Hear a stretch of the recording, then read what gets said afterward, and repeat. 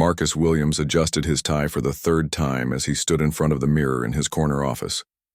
The CEO of Williams Tech Solutions had faced boardrooms full of investors, given presentations to thousands, but nothing made him more nervous than his daughter's silence.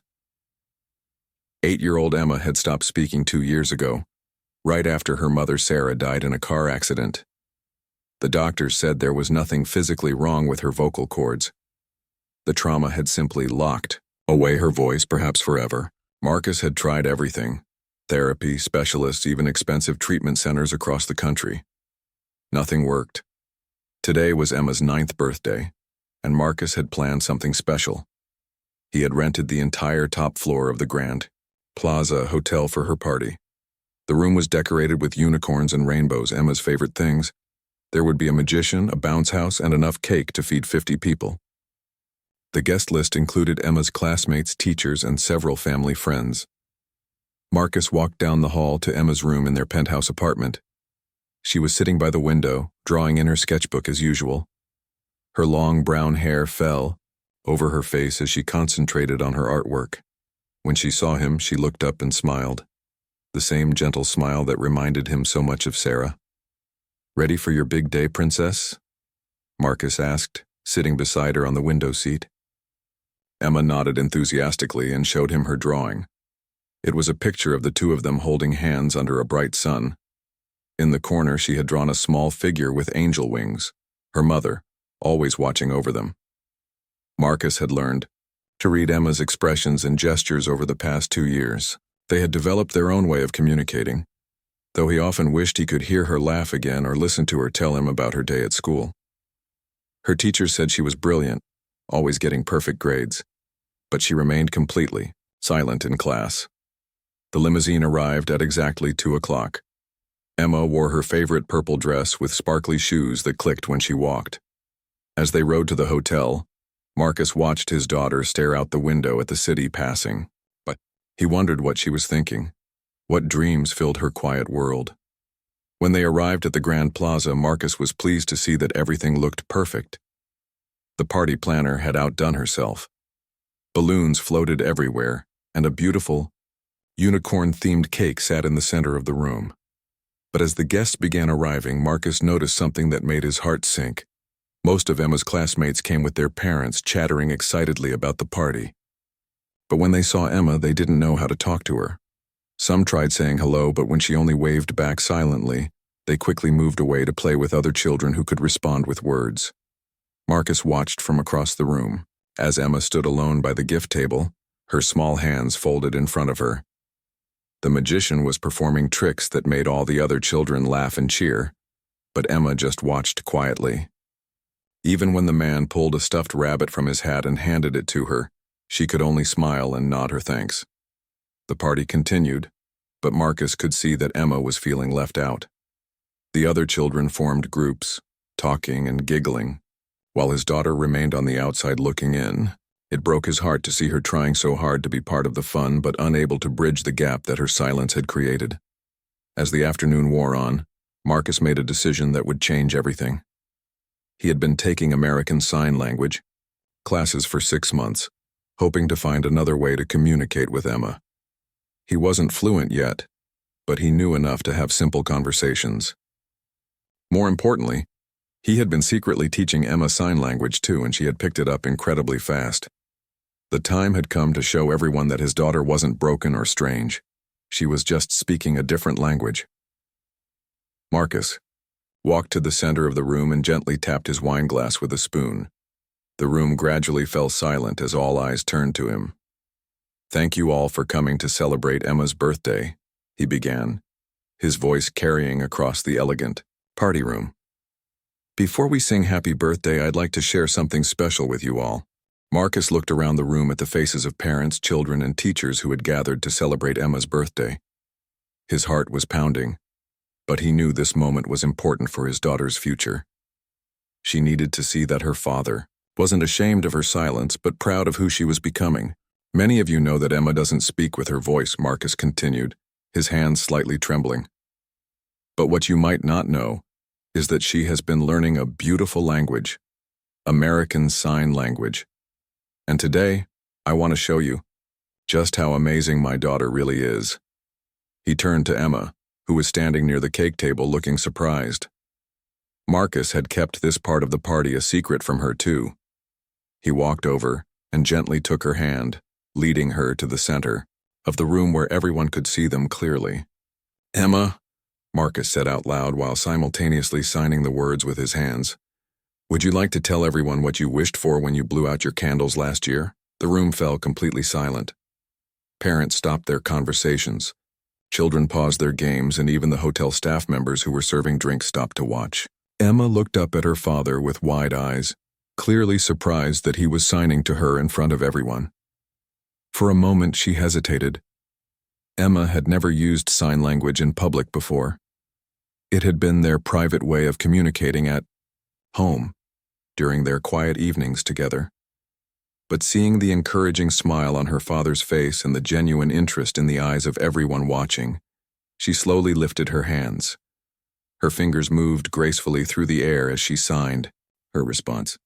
Marcus translated aloud. "She says she wished for her daddy to not be sad anymore, and for people to understand that she still has lots to say, even without speaking." A soft murmur rippled through the crowd. Several parents wiped their eyes, moved by the simple honesty of a child's wish. Mrs. Henderson, Emma's teacher, stepped forward with tears in her eyes. "Emma," Marcus continued, signing and speaking, "would you like to tell everyone about your favorite subject in school?"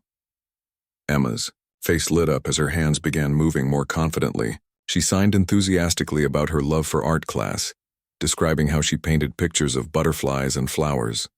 She told them about the story she was writing in her journal about a princess who saved a kingdom using kindness instead of magic. Her hands danced as she shared her thoughts about the books she loved to read. Marcus translated every word, his voice growing stronger and more proud with each sentence. As Emma continued signing, something magical began to happen. The children who had been keeping their distance started moving closer, fascinated by the way Emma's hands could create words in the air. 7-year-old Tommy, who sat next to Emma in class, raised his hand. "Can you teach us some signs?" he asked eagerly. "I want to talk to Emma too." Emma looked at her father, then at Tommy, and nodded with a bright smile. She taught Tommy how to sign hello and friend. Soon other children were crowding around, all wanting to learn basic signs. Emma patiently showed them how to sign thank you, please, and happy birthday. The room transformed from awkward silence to excited chatter as children practiced their new signs with each other. Parents watched in amazement as their kids eagerly learned this new way to communicate. Emma was no longer the quiet girl standing alone. She had become the teacher, the center of attention, sharing her special language with everyone. Mrs. Peterson, another parent, approached Marcus. "I had no idea," she said softly. "We just thought Emma was shy or different. But she's been communicating all along, hasn't she? We just didn't know how to listen." Marcus nodded, feeling a weight lift from his shoulders. For 2 years, he had worried that Emma would always be isolated, always on the outside looking in. But watching her now, surrounded by children who were genuinely excited to learn her language, he realized that the problem had never been Emma's silence. The problem had been everyone else's assumption that silence meant she had nothing to say. The party continued. Emma became more animated than Marcus had seen her since before Sarah's death. She was signing jokes that made the other children laugh, teaching them the signs for different animals, and even leading a simple song in sign language that the whole group tried to follow along with.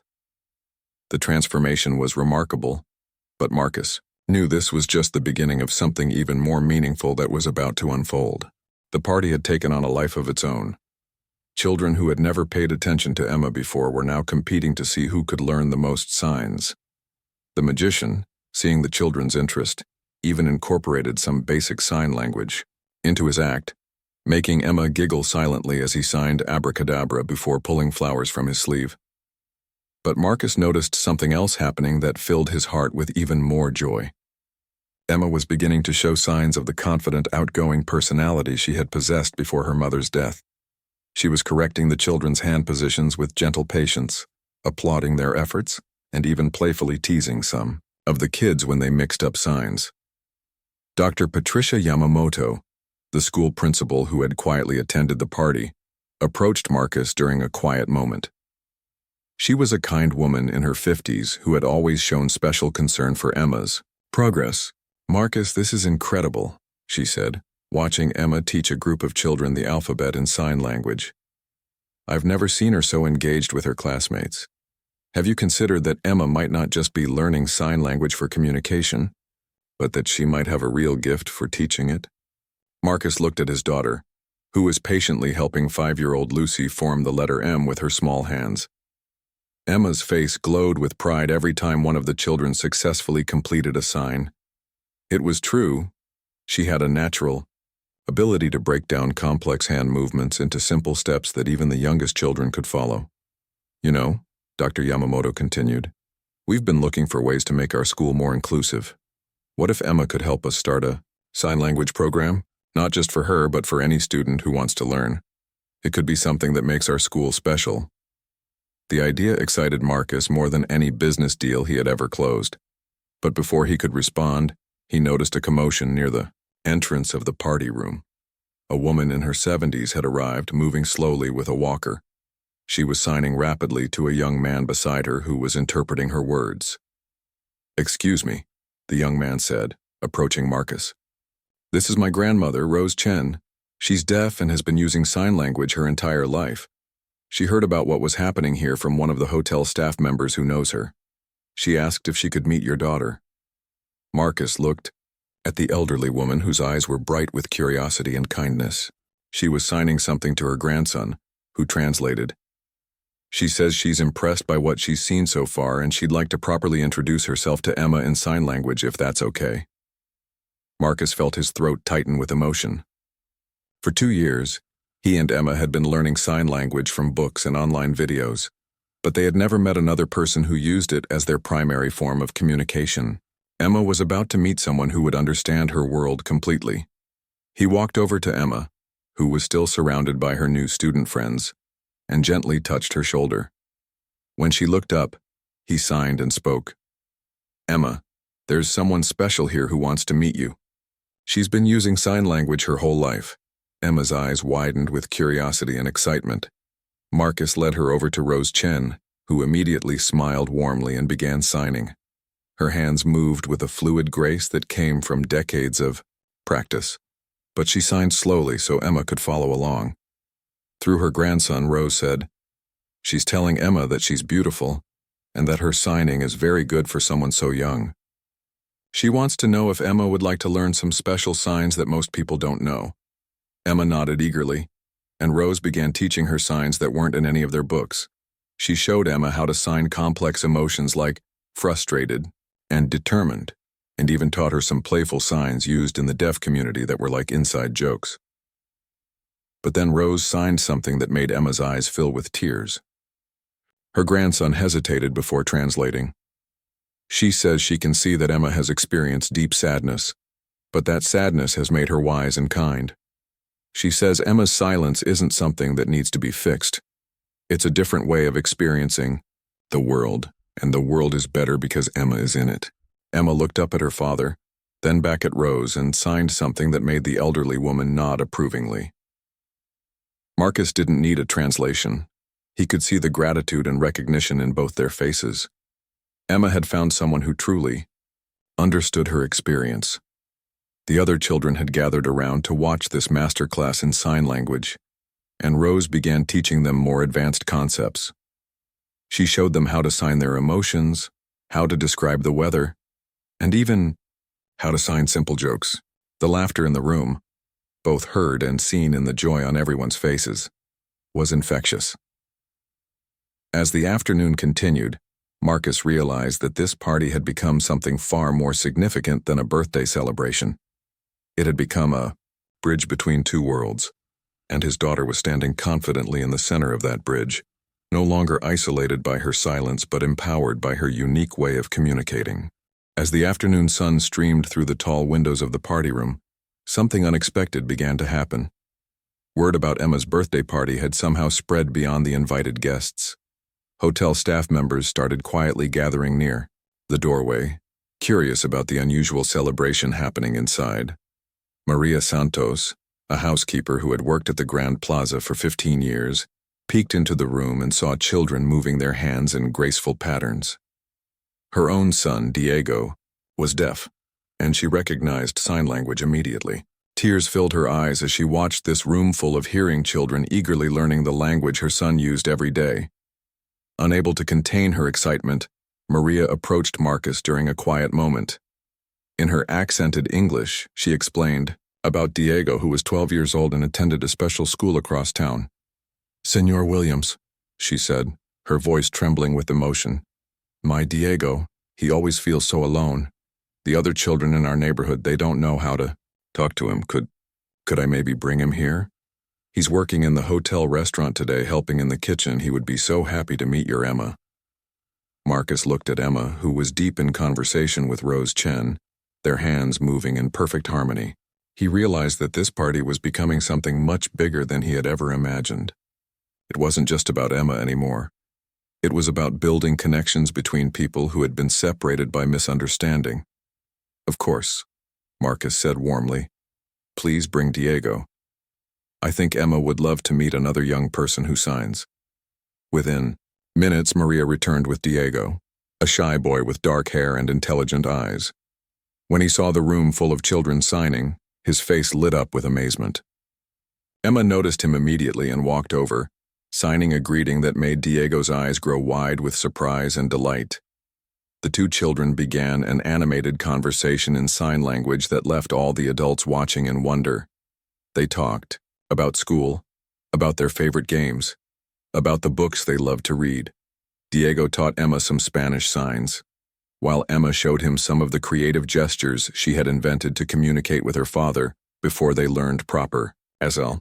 But the most touching moment came when Diego signed something that made Emma laugh. Actually laugh. Not the silent laugh she usually did, but a real, audible giggle that filled the room. It was the first sound anyone had heard Emma make in 2 years. Marcus felt his knees go weak. He had to sit down as tears streamed down his face. Dr. Yamamoto placed a gentle hand on his shoulder. "Sometimes," she whispered, "children just need to find their tribe." The laughter seemed to unlock something in Emma. While she still didn't speak with words, she began making small sounds of joy and excitement as she played with Diego and the other children. The room filled with a mixture of voices, laughter, and the beautiful silence of hands speaking in sign language. Rose Chen, who had been quietly observing everything, approached Marcus with tears in her own eyes. Through her grandson, she shared a story that would change Marcus's perspective forever. She says that 60 years ago, when she was a young mother, people told her that her deaf son would never be successful, never be truly happy. They said he needed to be fixed, to learn to speak and read lips so he could fit into the hearing world. Her grandson translated. But she refused to believe that. She learned sign language and made sure her son was proud of who he was. Rose continued signing, and her grandson's voice grew emotional as he translated. Her son became a successful architect. He designed buildings that are still standing in this city today. He had a beautiful family, traveled the world, and lived a full, rich life. She says that Emma reminds her of her son when he was young. Not broken, not needing to be fixed, just needing people to understand that different doesn't mean less. Marcus wiped his eyes and looked around the room. The party had transformed into something extraordinary. Children who had never met before were playing together, communicating in a mixture of signs, gestures, and spoken words. Parents were learning alongside their children, asking questions and practicing basic signs with enthusiasm. But perhaps most importantly, Emma was no longer the quiet child sitting alone at her own party. She had become a teacher, a friend, and a bridge between two communities that rarely interacted. She was showing everyone that communication comes in many forms, and that understanding someone doesn't always require hearing their voice. As the party began to wind down, Marcus realized that this day would be remembered not just as Emma's 9th birthday, but as the day their community learned that inclusion wasn't about helping different people fit in. It was about expanding their definition of normal to include everyone. The real celebration was just beginning, and Marcus knew that the changes started in this room would ripple far beyond this single afternoon. 3 weeks after the party, Marcus was sitting in his office when his assistant buzzed him with an unusual call. It was Mrs. Henderson, Emma's teacher, and she sounded more excited than he had ever heard her. "Marcus, you need to hear this," she said breathlessly. "Ever since the party, everything has changed at school. The children who were at Emma's birthday have been teaching sign language to other students during recess. Emma has become one of the most popular kids in her grade. Not because people feel sorry for her, but because they genuinely want to learn from her." Marcus leaned back in his chair, smiling as Mrs. Henderson continued. "But that's not even the best part. Tommy's mother called me yesterday. Tommy has been practicing sign language every day since the party, and he asked his mom if they could invite Emma over for a play date. When Emma arrived at their house, Tommy had taught his whole family basic signs so they could all communicate with her. She stayed for dinner, and Tommy's mom said it was the most wonderful evening they'd had in months." The ripple effects continued to spread throughout the community.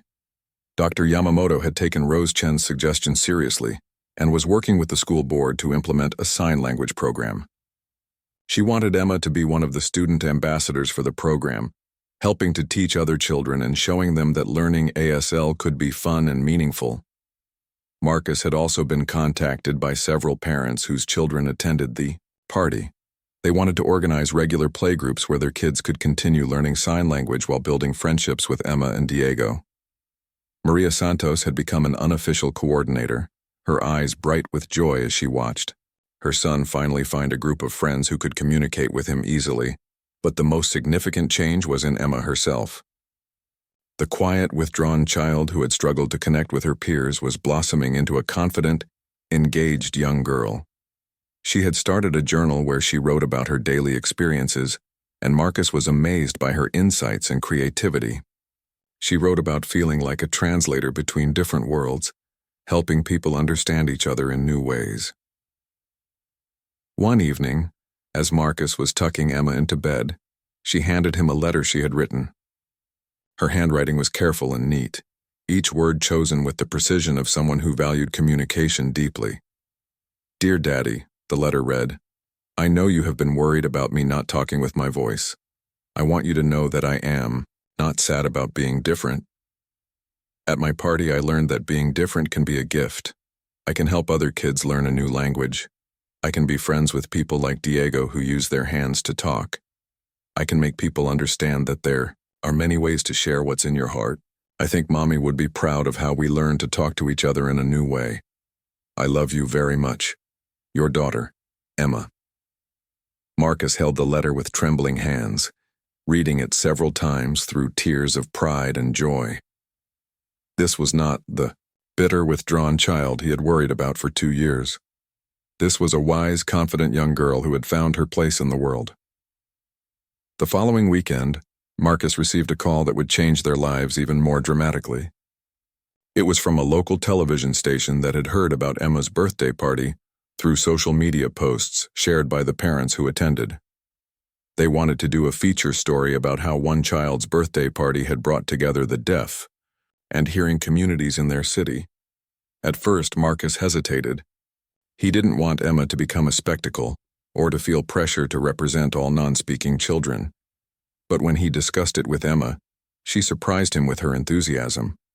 She signed that she wanted to show other kids like her that they could be proud of who they were, and that they could help teach the world new ways to communicate. The television interview was conducted with Marcus translating Emma's signs, but Emma also insisted that Diego and Rose Chen be included in the story. She wanted to show that the deaf and hard of hearing community was rich with talented, successful people who had valuable perspectives to share. During the interview, Emma signed something that the reporter found so moving, she asked Marcus to repeat it twice for the camera. "Emma says," Marcus translated, his voice thick with pride, "that she used to think being quiet meant being invisible, but now she knows that silence can be its own kind of voice, and that sometimes the most important things we share with each other don't need any sound at all." The story aired on a Friday evening, and by Monday morning, Marcus's office was flooded with calls and emails from parents, educators, and deaf community advocates across the country. They all wanted to know more about how Emma's birthday party had created such positive change, and whether similar programs could be started in their own communities. Marcus realized that what had started as a simple desire to make his daughter's birthday special had grown into something much larger, a movement toward greater understanding and inclusion that was spreading far beyond their small city. 1 year later, Marcus stood in the same Grand Plaza Hotel ballroom where Emma's 9th birthday party had taken place. But this time, the room was filled with over 200 people who had come to celebrate the first annual Hands and Hearts Community Festival, an event that had grown directly from that magical birthday party. Emma, now 10 years old, stood confidently at the front of the room alongside Diego, who had become her best friend and co-teacher. They were demonstrating advanced sign language techniques to a mixed audience of deaf and hearing families. Emma's hands moved with graceful precision as she taught the crowd how to sign a poem she had written about friendship crossing all barriers. The changes in their community had been remarkable. The local school district had implemented sign language classes in 5 elementary schools, with Emma and Diego serving as student mentors. The program had become so popular that there was a waiting list of children who wanted to participate. More importantly, the schools reported a significant decrease in bullying and an increase in empathy and inclusion among students. Marcus watched with pride as Dr. Yamamoto introduced the keynote speaker, Rose Chen, who would be sharing her life, story, and advocating for deaf rights. At 81 years old, Rose had become something of a local celebrity, regularly speaking at schools and community events about the importance of understanding different forms of communication. The festival included booths where deaf entrepreneurs showed their artwork, technology, and businesses. There were demonstrations of assistive devices, information about deaf culture and history, and hands-on learning stations where families could practice sign language together. The local deaf community, which had often felt isolated from the broader city, was now actively engaged with their hearing neighbors. But perhaps the most meaningful part of the festival was the communication corner, where Emma had set up a station specifically for other non-speaking children and their families. She had learned that there were many reasons why children might not use spoken language: autism, trauma, selective mutism, or various disabilities, and she wanted them all to know they were welcome and valued. Marcus watched as Emma worked with a shy 6-year-old boy named Alex, whose autism made verbal communication challenging for him. Emma patiently taught him simple signs while his parents watched with tears in their eyes. For the first time, they were seeing their son confidently communicate with a peer, his face bright with joy as he successfully signed friend to Emma. "You did this," a voice said behind Marcus. He turned to see Dr. Yamamoto approaching with a warm smile. "That birthday party you threw for Emma, look what it's become. You've changed how our entire community thinks about communication and inclusion." Marcus shook his head, looking at Emma as she hugged Alex and taught him the sign for brave. "Emma did this," he corrected softly. "I just finally learned to listen to what she was trying to tell me all along." The festival continued late into the evening, with performances by deaf musicians, storytelling in sign language, and dancing where the rhythm was felt rather than heard. Families who had never interacted before were making plans for future playdates. Teenagers who had learned sign language in school were serving as interpreters for community members who needed them. As the evening wound down, Marcus found himself in a quiet corner with Emma, Diego, and several other children who had become part of their extended sign language family. Emma looked up at him and signed something that made his heart swell with pride and love. "What did she say?" asked Tommy's mother, who had been taking sign language classes for months now. Marcus smiled, his voice warm with emotion as he translated. "She said that 2 years ago she thought losing her voice meant losing her power to change the world. But now she knows that sometimes the most powerful voices are the ones that speak without making any sound at all." Emma then signed something else, and Marcus laughed as he translated. "And she wants everyone to know that next year's festival better have even more cake because all this teaching makes her hungry." The room erupted in laughter, both heard and seen in the joy on everyone's faces. As families began to leave, making plans to continue their sign language practice groups and scheduling playdates for their children, Marcus realized that what had started as one father's attempt to help his daughter feel less alone had become a community-wide celebration of the many different ways people connect with each other. Emma took his hand as they walked toward the exit, and Marcus knew that Sarah would have been incredibly proud of the strong, confident, compassionate young woman their daughter was becoming. Emma had not only found her voice, she had helped an entire community learn new ways to listen, understand, and communicate with each other. The silence between them as they walked was comfortable and full of love, punctuated occasionally by Emma's hands moving to share a thought or observation about the evening. Marcus had learned that silence didn't mean emptiness. Sometimes it was simply another language for expressing the fullness of the human heart.